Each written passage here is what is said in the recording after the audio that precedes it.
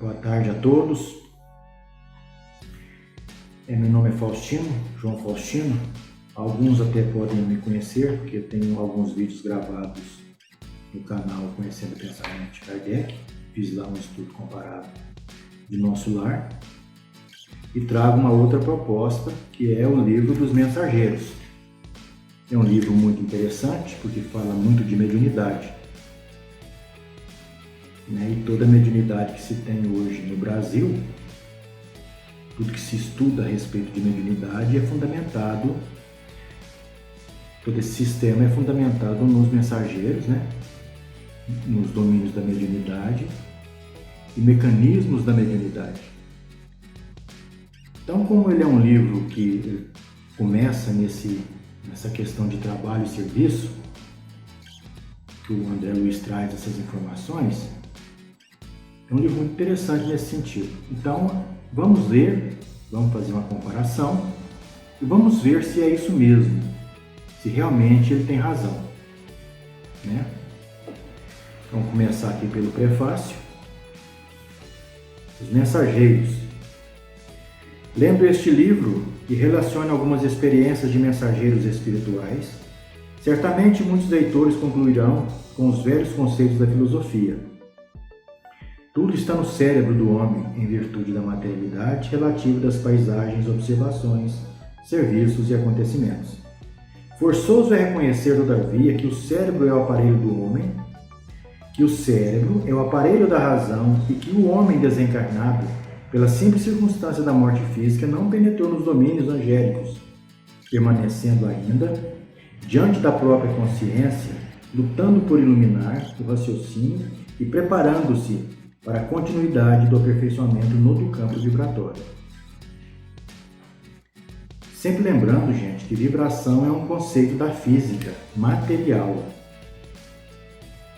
Pode até haver vibrações no mundo dos espíritos, mas é muito distante de vibração. É bem rarefeita, é questão fluídica. Ninguém pode trair as leis evolutivas. Se um chimpanzé guindado a um palácio encontrasse recursos para escrever aos seus irmãos de fase evolucionária, quase não encontraria diferenças fundamentais para relacionar ante o senso dos semelhantes. Daria notícia de uma vida animal aperfeiçoada, que talvez a única zona inacessível às suas possibilidades de definição estivesse justamente na auréola da razão que envolve o espírito humano. Quanto às formas de vida, a mudança não seria profundamente sensível. Os pelos rústicos encontrariam sucessão nas casimiras e nas sedas. A natureza que cerca o ninho agreste é a mesma que fornece estabilidade à moradia do homem. A furna ter-se-ia transformado em edificação de pedra. O prado verde liga-se ao jardim civilizado. A continuação da espécie apresenta fenômenos quase idênticos. A lei da herança continua com ligeiras modificações. A nutrição demonstra os mesmos trâmites.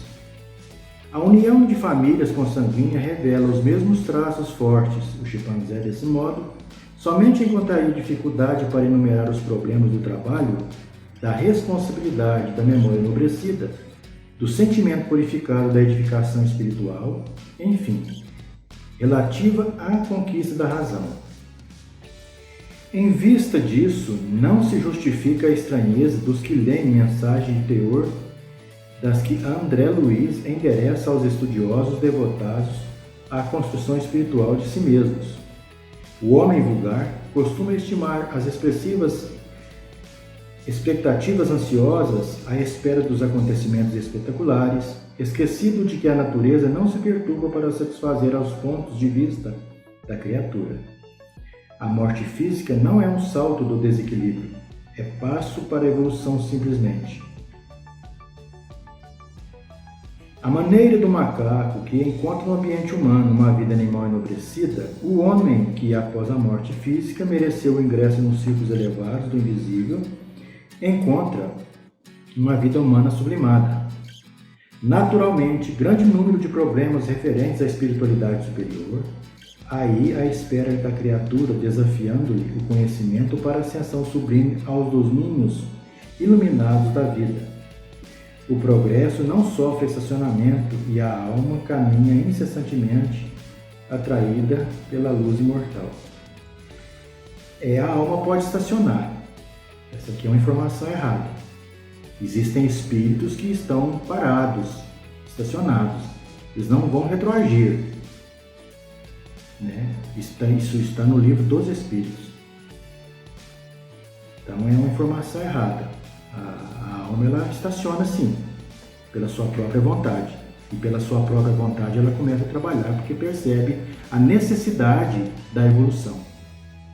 Não é nem do trabalho, da evolução. No entanto, o que nos leva a grafar esse singelo prefácio não é a conclusão filosófica, mas a necessidade de evidenciar a santa oportunidade de trabalho do leitor amigo nos dias que correm. Felizes os que buscam na revelação nova o lugar de serviço que lhes compete na terra, consoante a vontade de Deus. O espiritismo cristão, lembrando que espiritismo nada tem a ver com cristianismo, tudo bem? Tem a ver com o que Jesus ensinou, que foi o ensino das leis da natureza, lei natural. É o que o Espiritismo ensina. A relação entre vivos e mortos, né? Supostamente mortos, essas leis que nós desconhecemos. É isso que a doutrina, é uma das coisas que a doutrina ensina, nos traz, né, como esclarecimento. Mas vamos lá. O Espiritismo cristão não oferece ao homem tão somente campo de pesquisa e consulta, no qual raros estudiosos conseguem caminhar dignamente. Mas muito mais que isso, revela a oficina da renovação, onde cada consciência de aprendiz deve procurar a justa integração com a vida mais alta, pelo esforço interior, pela disciplina de si mesmo, pelo autoaperfeiçoamento. Não falta concurso divino ao trabalhador de boa vontade, e quem observar nobre serviço de Aniceto reconhecerá que não é fácil prestar assistência espiritual aos homens.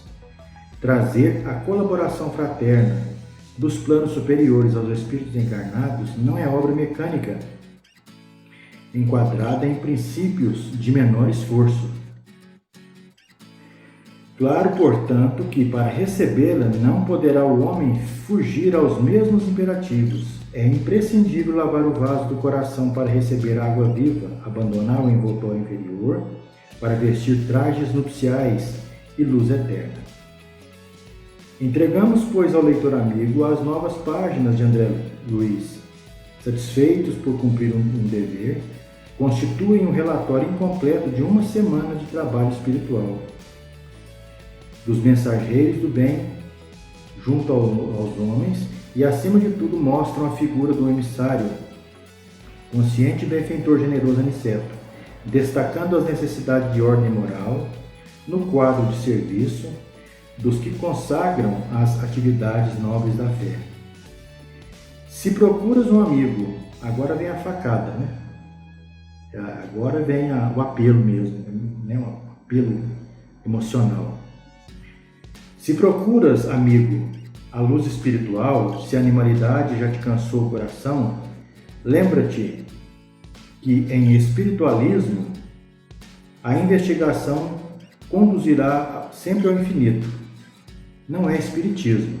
Aqui ele vai falar espiritualismo. Não tem regras, não tem conceito, não tem circunstância. O próprio autor, né, o desatento vai passar por isso aqui numa boa e vai achar bonito. Né?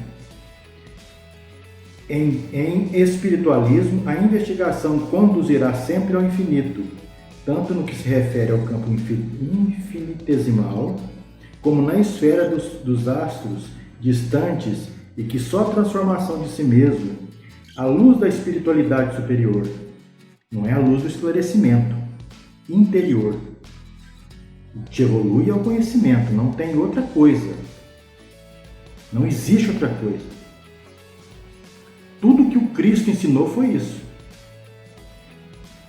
Conhecimento para que você adquirisse ele e vivenciasse na vida, perante Deus, perante seu semelhante e tudo mais. Então, ele já está criando aqui um processo, criando um sistema dele, para ele. Te facultará acesso às fontes da vida divina e, sobretudo, recorda as mensagens edificantes do além, não se destinam apenas à expressão emocional, mas acima de tudo ao teu senso de filho de Deus, para que te faças inventário de tuas próprias realizações e te integres, de fato, na responsabilidade de viver diante do Senhor. É muito bonito, realmente, é assim, se fosse esse o conceito, tudo bem, mas não é. Mas isso a gente vai ver ao longo do livro. Primeiro capítulo, renovação.